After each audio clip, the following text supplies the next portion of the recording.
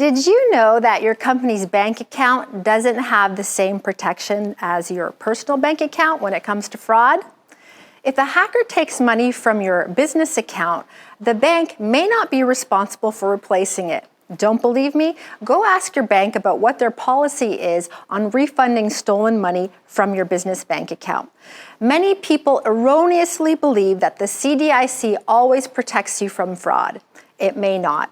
It protects you from bank insolvency. So here are 3 things that you should do. Number 1, set up 2-factor authentication to log into your bank account.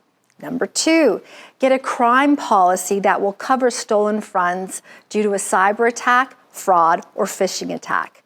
Number 3, require your bank to get verbal confirmation from you to wire funds, and set up alerts for large checks and debits. Have questions about cybersecurity or some other IT-related issues? Book a quick 10-minute call.